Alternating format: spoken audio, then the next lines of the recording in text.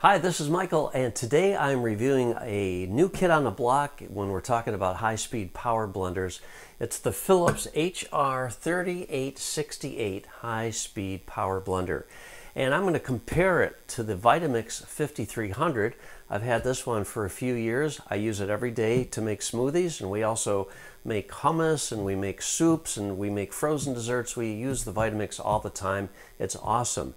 This is going to do basically the same thing. Is it going to do it as well? Is it worth the extra money?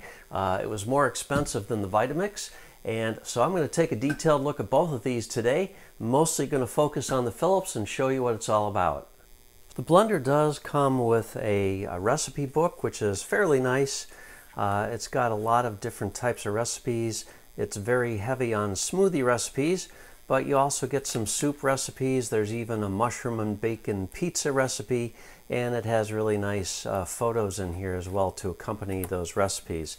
And then of course you do get the multi-language user manual, Spanish, French, and English, and it's complete, concise but complete. Everything you really need to know is right in that manual. So first of all, let's talk specifications. All right, first of all, the Philips, this is 17 3/4 inches tall. Now that could be a big deal for you. My cabinets will not allow me to slide this under. It is just about 1/4 inch too tall for me to comfortably fit it under my cabinets, whereas the Vitamix is 17 3/8 inches tall, and I can easily slide it under my cabinets.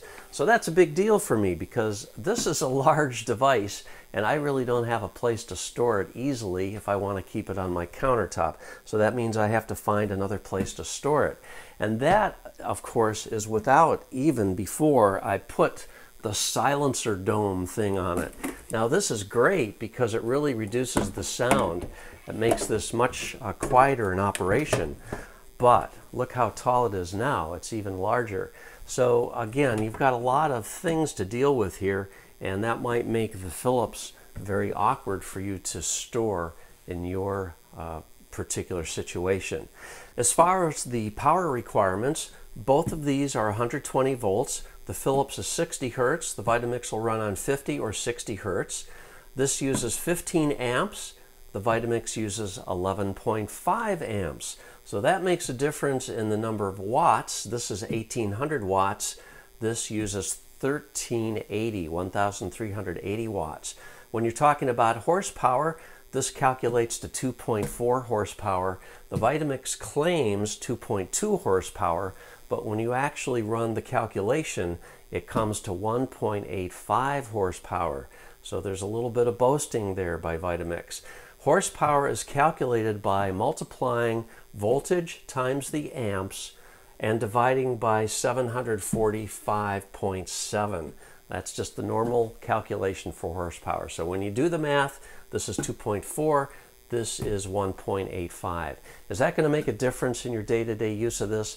Probably not a huge difference, but this is a little more powerful. What about loudness? How do they compare? Well, glad you asked. Let's turn it on. The Philips has an on-off switch on the side right here, and it's just a simple toggle switch. So when you turn it on, it goes on, and you've got a blinking display here. At the bottom you have program buttons. Now these program buttons run for a predetermined period of time, and after it runs its course, the blender shuts off. They may pulse at different times. Different programs do different things. So you've got one for smoothies, you've got one for frozen desserts, you've got one for soups, you've got one for nuts, and you've got one for ice crushing. Now I've filled both of these up to the same amount, 7 cups of just plain water, just for demonstration right now. And I'm going to run both of them so you can hear them. And also I want to talk about the control panel here on the Philips a little bit more.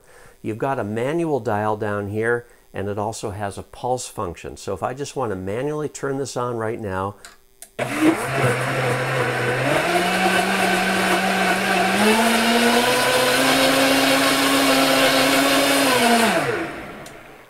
and it also has a pulse function. Now if I go into the smoothie mode, it's going to run for 1 minute. Oh, also I will mention that when you are blending, it does have a count up timer. So that's really nice because you can tell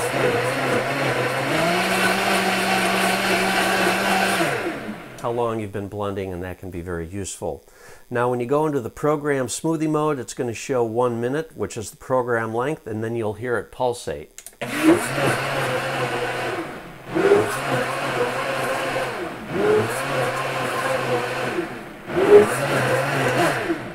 If you want to get out of the program mode for whatever reason before it completes, you can just push the same button again and it'll end that program. Also, if you want to override the program and just start manually blending, you can just do that.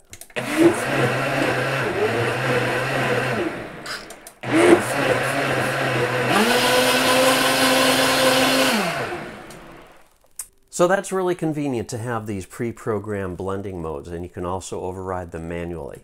How about loudness, comparing the two? Well, you just heard this one operate. Let's turn on the Vitamix and I'll ramp it up to full speed.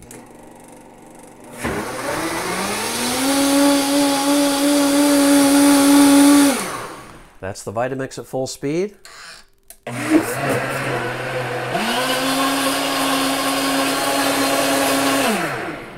That's the Philips at full speed. Sounds kind of the same, doesn't it? But I've got a decibel meter here, so let's check them both.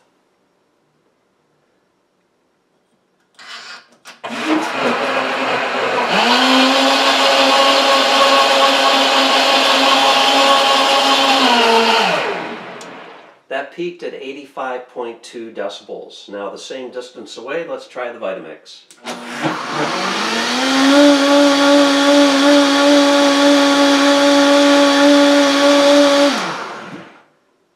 That basically peaked at 85.9, so they're roughly equivalent.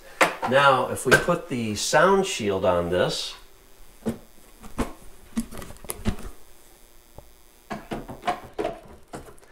there are three little things that have to click into the base to be properly seated, and if you've got any space around there, it's a little awkward putting this on, actually. I've tried this numerous times, and it's just a little awkward, but you spread it apart a little bit and then make sure the tabs are in. There we go.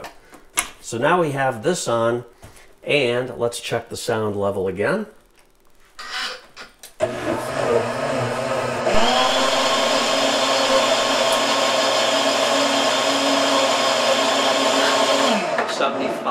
.6, so that's a significant reduction in sound, and my ears definitely thank Philips for including this. But again, this is a large thing and it takes up a lot of space. The dome, or the cone of silence, if you're of a certain age, you'll know what that means. The dome has a top that comes off, and then you can access the actual blender jar and put more ingredients in, or use the tamper if you need to. So just want to give you a heads up on that. And also there's a safety mechanism in this blender. I briefly mentioned it earlier, but what that is that if you don't have enough liquid in here, and it has to be a minimum of 10 ounces for this to operate safely or properly, you need a load on the motor, or you could damage the motor and the whole blender, because you don't want to operate an electric motor with no load on it. It's not designed for that. So you have to have at least 10 ounces of liquid in here or more, and you should be good to go. One thing with the dome is that the rubber gasket is very easy to dislodge. It's very loose around the edges, and I find that I'm constantly having to adjust this, readjust the seal to make sure it's in place properly wherever it needs to be. Another thing that is a minor inconvenience is if you want to add ingredients to your whatever you're preparing, this does unscrew, but there are no indicators along the rim. You really have to look at this closely to see where the grooves are so that you can properly replace this. It'd be super nice if there was just a little dot and maybe a corresponding arrow on this to help you locate it so you can more efficiently get that back on to the dome. So I'm actually going to make a smoothie right now. It's not a big deal, but I want you to see how this actually works in operation. And so I've just got a very simple recipe which I'll be making. And a recipe is kind of an exaggeration because when I make smoothies, I just wing it. So we'll just see what I have available to me, and we'll go from there. So here's what I have. I've got some almond milk, so I'm just going to pour some almond milk in there. There we go. And I have a banana. I'm going to put a banana in there. And there we go. And I have some frozen pineapple chunks. Put those in there. I've also got some kale. So I just get a nice big handful of kale. Throw that in there. Sometimes I'll put a protein powder in. This time I'm going to dispense with the protein powder. Just going to pour in some ice and put the top back on.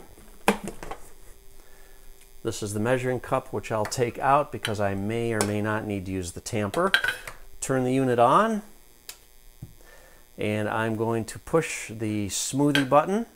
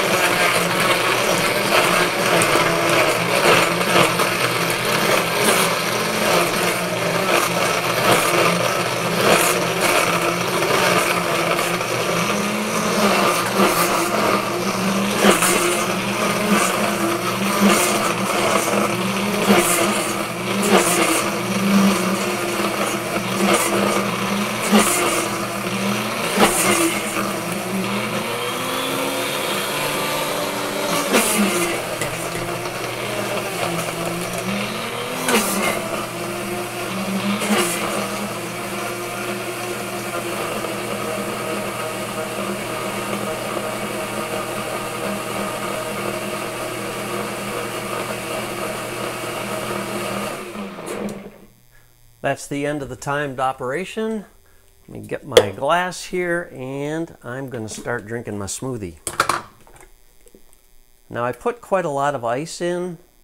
This wasn't a huge amount of liquid in there, so this is almost a frozen smoothie, but it's kind of thick right now, but this will start liquefying in just seconds, really. So, oh, delicious. So the question is this worth the money? Is it better than the Vitamix? Honestly, I have to tell you, I prefer my Vitamix. Simpler operation. Some people like the programs. I just like to wing it manually. Vitamix does have its manual speed dial here. It has the pulse feature. It's very basic otherwise. I've always liked the 5300. The Philips seems like a nice machine, but for its price, I don't know, it just doesn't seem quite as solid to me as the Vitamix.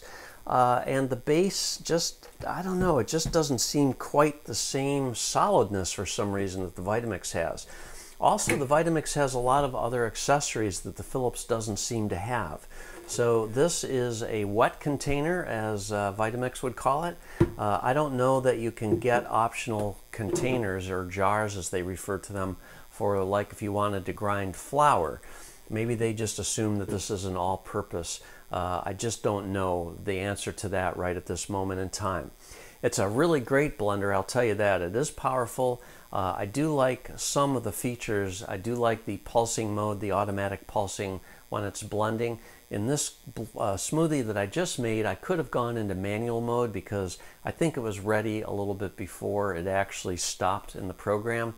But program mode is really nice if you just want to walk away from the blender, although you really shouldn't leave it unattended. But if you just are doing something else nearby in the kitchen, it is nice that you don't have to be constantly attentive to the timing of it. Overall, it's certainly a very competent blender. Whether it's better than the Vitamix can depend on many factors for you, whether it's going to fit under your cabinets, whether you want to deal with storing the dome and all those things. But that's about it. I hope you found this helpful. If you have any questions, please leave me a comment and I'll answer it if I can. Thanks for watching. Have a great day.